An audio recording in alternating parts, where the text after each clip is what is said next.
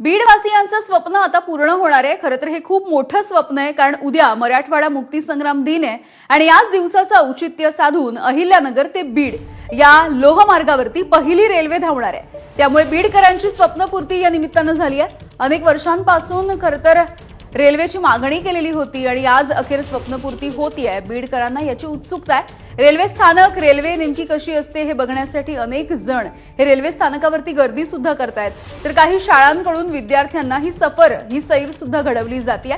Beed railway स्थानकावरून आढावा घेतलाय आमच्या प्रतिनिधींनी।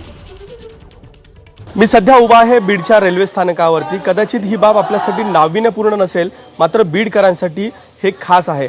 याच ठिकाणी जर पाहिलं तर बीड ते अहिल्यानगर या रेल्वे लोहमार्गावरती पहिली रेल्वे जी आहे ती उद्या धावणार आहे आणि याचीच उत्सुकता जी आहे ती या ठिकाणी बीडकरांना लागलेली आहे। आपण पाहू शकता की बीड रेल्वे स्थानकावरती हे रेल्वे स्थानक पाहण्यासाठी, रेल्वे पाहण्यासाठी विशेष करून गर्दी करायला सुरुवात केलेली आहे या ठिकाणच्या स्थानिकांनी आणि त्याबरोबरच हे विद्यार्थी आहेत शालेय, त्याच शालेय विद्यार्थ्यांना या रेल्वे स्थानकाची सफर जी आहे ती शिक्षकांच्या माध्यमातून घडून आणली जात आहे।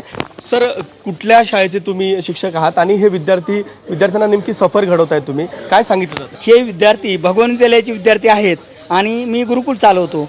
मी गुरुकुलच्या विद्यार्थ्यांना एक रेल्वे स्टेशनबद्दल माहिती सांगण्यासाठी घेऊन आलेलो आहे। बीडच्या इतिहासामध्ये पहिल्यांदाच रेल्वे येत आहे आणि या रेल्वेचा अनुभव म्हणजे खूप सांगावासा आनंद वाटतो की आमच्या केसर काकू श्रीसागर मुंडे साहेब मुंडे साहेबाचं स्वप्न होतं की रेल्वे आली पाहिजे आणि ते मुंडे साहेबांनी हे स्वप्न साकार केलेलं आहे। आज प्रत्यक्षात आनंद होतो। रेल्वे बीडला येते, उद्या मुख्यमंत्री साहेब येतात उद्घाटन करण्यासाठी। बीडच्या इतिहासामध्ये जर पाहिलं तर बीड आणि अहिल्यानगर या रेल्वे लोहमार्गावरती उद्या पहिली रेल्वे धावणार आहे। याच रेल्वे मार्गासाठी स्वर्गीय केसर काकू असतील, त्याबरोबर दिवंगत गोपीनाथ मुंडे असतील, अमोल गलदर असतील, याचं मोठं योगदान होतं आणि त्यामुळेच पाहिलं तर आता बीडकरांची स्वप्नपूर्ती जी आहे ती होते आणि आता हे स्वप्न जे आहे ते बीडकरांचं पूर्ण होत आहे।